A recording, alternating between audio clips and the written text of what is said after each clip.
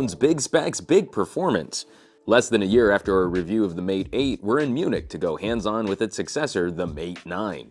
Huawei is delivering an ambitious follow-up to last year's phablet.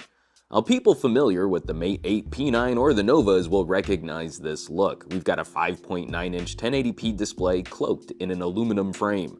The signature rear-mounted fingerprint sensor returns. We still have a 3.5mm headphone jack. The bottom firing speaker is joined by the top earpiece to deliver stereo audio, and we get 64 GB of storage with the ability to add more via microSD. We don't have word yet on which regions will receive dual SIM support. What's new for this Mate is the second-generation dual camera system, expanding on Huawei's relationship with Leica. A 12-megapixel color camera sensor with optical image stabilization is partnered with a 20-megapixel monochrome sensor. Attention has been paid to improving the depth perception for the Mate's wide aperture mode, giving you pretty bokeh blur in the backgrounds of your photos.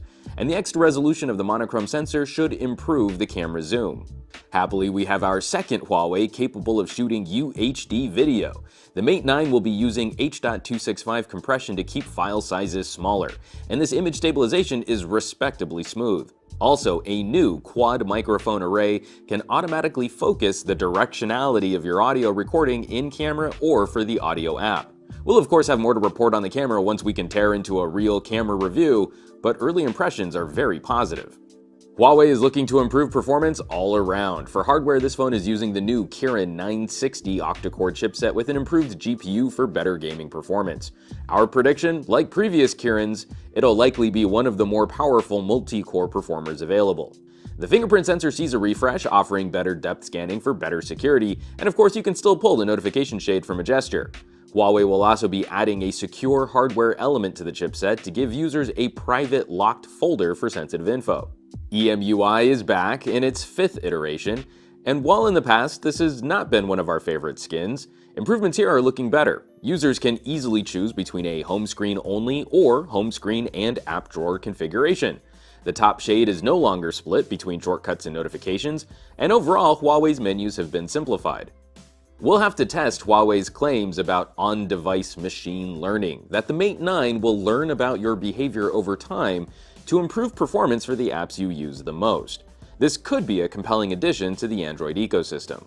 Lastly, the 4,000 mAh battery gets a speed boost.